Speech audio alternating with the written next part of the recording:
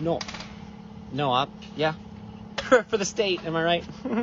Why does it seem as though every critique of communism is inevitably a description of life currently under capitalism? Like, oh yeah, like under communism, there's going to be forced labor, and we're going to completely ignore the fact that we have more slaves currently under global capitalism than we've ever had during any part of human history. And the thing is, I'm not even talking about the prison industrial complex in which we make it so hard for people to live that like 60% of the American population lives paycheck to paycheck. And if they ever fall upon hard times and like steal some baby food or just like happen to be homeless, like we criminalize that and we throw them into the prison system in which they work for prison labor or, cheap free labor, which is quite literally an alternative to slave labor, which was brought upon us by business owners who wanted cheap or free labor and therefore enslaved my ancestors. But yeah, no, it's communism. That's all about forced labor. So this TikToker by the name of Legion of Dune makes a really excellent point that I think we should really elaborate on and contextualize with everything that's going on today. Now, first and foremost, we need to understand something critical, and that is the simple fact that the benefits that the United States has, things like Social Security, Medicare, Medicaid, basically anything that came from the New Deal that had a positive impact on working class people's lives, was in some sense a direct result of the Soviet Union. You see, when the USSR started after 1917, and they managed to do things like reduce working hours, strive for women's equality in the workplace, put in place child care programs, healthcare programs, education programs, ending child labor. All of these were developments that were much further ahead of the Western world, that being Western Europe and the United States. And people in these countries ended up being jealous of the progress within the USSR. So there were a lot of people in the United States that looked at the USSR and said, golly gee, that looks fantastic. We should take some of those ideas. And that scared a lot of capitalists in the United States. And so what ended up happening was an entire propaganda machine started churning and burning, figuring out ways that they could make any type of socialist country seem like it's a dystopian nightmare. But they had to make it seem like it was worse than the conditions that people were already living under in capitalism. And so in order to do this, they had to both try and provide some material benefit to some working class people in the United States, while also creating fabrications about socialist countries around the world. Now, the modern iteration of this is China, for example. A lot of people paint China as a dystopian nightmare where it's a surveillance state and you'll get social credit scores.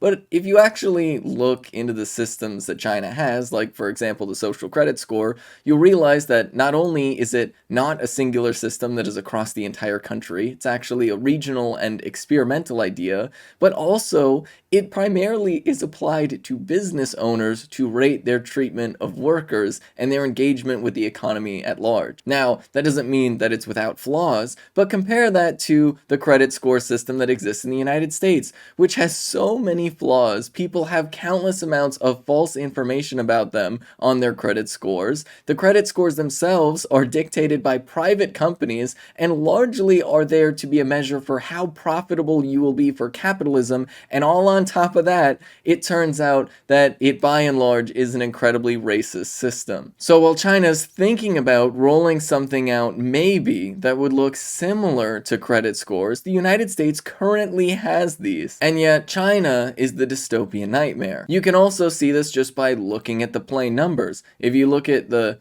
improvement of life that exists within China, over the past 10 years, average wages have almost tripled. In the United States, average wages have either stagnated or gone slightly down. Things like this are why, for example, the central government of China has a 95% approval rating, whereas the United States can barely squeak out maybe 20 or 30%. Now, why am I saying this? Because it's very, very simple. This isn't to say that socialist or communist countries are without problems or struggles. There's a lot of things that are going to suck about any country that you live in. But the reason why capitalists go out of their way to try and paint socialist countries as evil dystopian nightmares is because they are afraid of the material benefits that those countries are giving to the workers. They are afraid of the progress that is given to the workers. And so they have to find some way way to take the good things and turn them into bad things. If, for example, China and Cuba put out literacy programs to make sure that every single person is capable of reading and writing, that all of a sudden is turned into an evil plot to force people to read communist propaganda,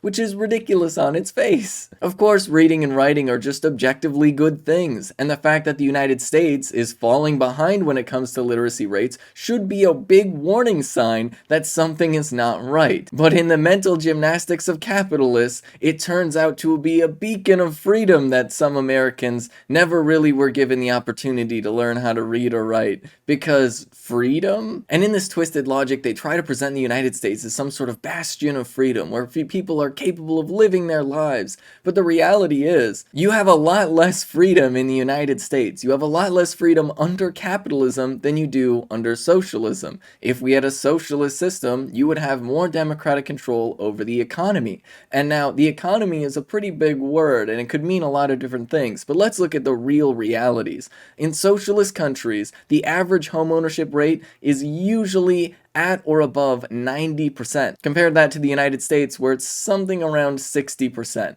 So when it comes to owning the place where you live, socialism is all about that. When it comes to having a vote on how your workplace is run, well, if you look at some of the biggest cooperatives in the world, the biggest worker cooperatives in the world are, believe it or not, in China. That, of course, doesn't mean that you aren't going to deal with all of the struggles and problems that exist within democracy, but it means that you are very least not subject to the whims of a dictator CEO that tells everybody how to live their lives, sets your hours, and tells you what to do during the workday. But these criticisms that come when they try to paint socialist countries as being these evil, authoritarian countries, all they are trying to do is to muddy the waters to prevent people from actually fighting for the material improvements that people could see under socialism. Because think about it. In the United States, capitalism already won. Capitalism already won here, so they don't need you to support capitalism. It turns out that all capitalists need from Americans is not that they support capitalism,